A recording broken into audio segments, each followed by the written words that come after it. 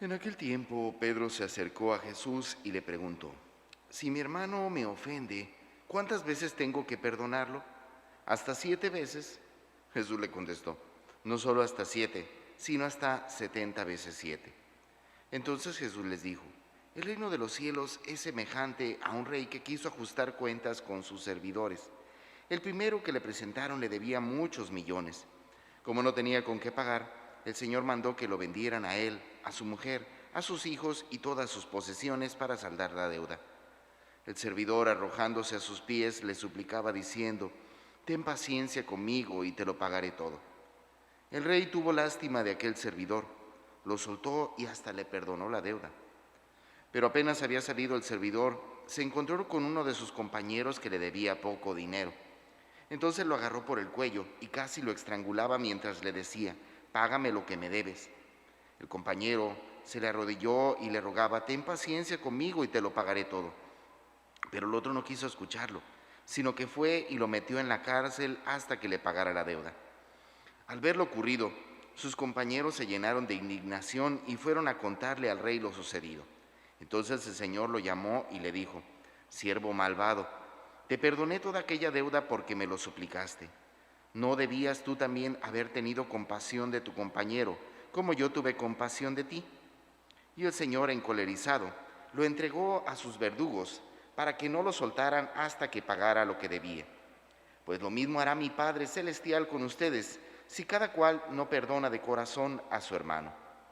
Cuando Jesús terminó de hablar, salió de Galilea y fue a la región de Judea, que quedaba al otro lado del Jordán. Bueno, hermanos, apenas hace 2 días escuchábamos la parte final de la vida de Moisés en este peregrinar del pueblo de Israel. Hemos llegado al final de esta historia, pero puntualizo, de la historia de Moisés, no la historia del pueblo de Israel. La vida sigue, ¿verdad? Y es una realidad, hermanos, es verdad, Moisés ha sido pues el amigo de Dios, el más representativo de toda la historia del pueblo de Israel. Sin embargo, pues al igual que todos, también tiene que pasar por la realidad de la muerte. Y él ha cumplido con su misión, pero el pueblo de Israel sigue peregrinando. Y es la realidad. Nosotros, nuevo pueblo de Israel, también seguimos peregrinando. Pero bueno, en medio de esta realidad ha llegado a final la misión de Moisés y ahora asume el liderazgo un nuevo servidor, que en este caso es Josué. Bueno, ubiquemos que en cierta ocasión Moisés, al llegar a la tierra prometida, envió a una serie de líderes guerreros para que inspeccionaran cómo era esa tierra, recordarán, ¿verdad? Bueno, pues Josué es uno de esos representativos líderes, ¿verdad? Como tal, pues más bien él era, podríamos decir, una especie como de general o una especie de guerrero, ¿verdad? Y ahora pues le ha tocado asumir su misión, pues como tal, ahora pues como el que va a suplir a Moisés. Ahora pues ya su misión ya no es pelear contra otros pueblos, ya no es defenderlo, sino ahora es conducir y guiar al pueblo de Israel hacia la tierra prometida. Y esa será en específica su misión: introducir al pueblo de Israel a la tierra prometida. Pero bueno, tenemos que reconocer que aunque Moisés ya no está ahí, sin embargo el pueblo sigue. Y es importante aquí ubicar que aunque cambiamos de líder, pues sin embargo el pueblo sigue siendo exactamente el mismo, ¿verdad? El pueblo no cambia. Y digo esto porque de manera puntual, pues es aquí donde entendemos el por qué cada uno de los líderes tiene que estar renovando de nuevo la alianza con su pueblo. ¿Por qué? Porque es una manera de ayudarlo a entender que a pesar de las debilidades, que a pesar de sus deficiencias, sin embargo Dios siempre sigue dando una nueva oportunidad. Se las pongo fácil, pónganse a pensar en la realidad de nuestros propios hijos.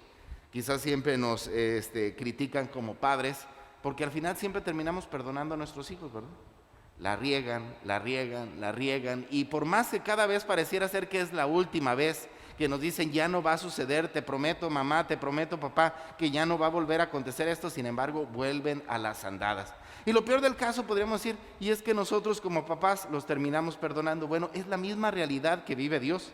El pueblo de Israel tiene que estar renovando constantemente su alianza con Dios. ¿Por qué? No es porque Dios falle, sino porque nosotros fallamos. Y Dios, como Padre que nos ama, siempre nos perdona, siempre nos da una nueva oportunidad, porque Él espera que esa última oportunidad pues verdaderamente implique un cambio en nuestras vidas. Pónganse a pensar en su vida personal. Si de repente hoy acontece un problema con alguno de sus hijos y dice, ya mamá, dice, esta es la última vez, ya no va a volver a suceder.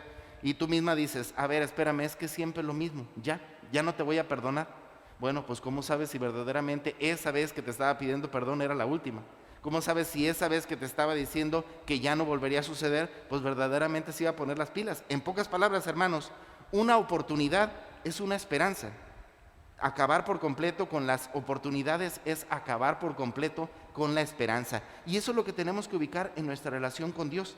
Dios siempre nos da una nueva oportunidad, no porque tenga corazón de pollo, como decimos, ¿verdad? Sino porque en el fondo Él espera que esa oportunidad que nos está dando verdaderamente sea la oportunidad del cambio, la oportunidad de la transformación, la oportunidad de ser una persona diferente. Por ello, disculpen la expresión, pero da un poquito de risa la actitud de San Pedro el día de hoy, ¿verdad? Porque así como que llega queriendo apantallar a Jesús diciéndole, Señor, ¿cuántas veces tenemos que perdonar? Hasta 7 veces, así como diciendo, tenemos que perdonar siempre. Y pues ahora sí que Jesús se la tumba por completo, ¿verdad? Y le dice, pues ¿cómo que hasta 7? Hasta 70 veces 7. O sea, la realidad del perdón debe de acontecer siempre. Y es aquí donde Jesús presenta esta parábola que en el fondo nos debe de ayudar a entender una cosa. Nosotros siempre nos ponemos como autores del perdón. Pero antes de ubicarnos como los que tenemos que perdonar, pensemos que anteriormente nosotros ya fuimos perdonados. Y nuestras culpas, nuestros pecados, nuestros errores no son tan pequeños, ¿verdad? A veces de repente llegan algunos amigos pues, que conozco ya desde hace tiempo y empiezan a quejarse de algunas situaciones de sus hijos, ¿verdad? Y bueno, los escucho y les digo, oye, ni le hagas al cuento, tú eras peor. Y es la realidad. Muchos de nosotros nos quejamos de cómo son nuestros hijos, pero si nos ponemos a pensar un poquito en nuestra historia, en nuestro pasado, pues nos damos cuenta que cometimos errores similares o incluso hasta peores. Entonces, ¿cómo queremos ponernos en la actitud de jueces? ¿Cómo queremos ponernos a condenar situaciones en las cuales sinceramente nosotros pues también tenemos mucha cola que nos pisen, ¿verdad? Es aquí entonces entendemos por qué Jesús pone esta parábola. Es verdad, a este primer servidor se le perdonó todo. Entonces, si se te perdonó todo, ¿no deberías haber actuado tú de la misma manera?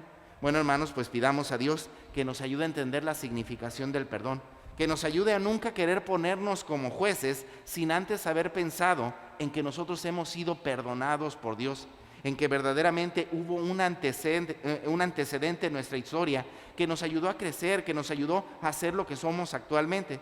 Igual manera, hermanos, reconozcamos nuestros hijos, nuestros familiares, las personas que están a nuestro cuidado, pues también tendrán que equivocarse en su historia para poder llegar a ser lo que Dios y cada uno de nosotros deseamos. Más aún, pues invitemos a Dios para que nos dé la fortaleza y la gracia de seguir perdonando, de seguir confiando, porque insisto, cada vez que perdonamos es una oportunidad, es una esperanza para que esa sea verdaderamente la oportunidad de vivir la misericordia, no solo con Dios, sino la misericordia de Dios con todos nuestros hermanos.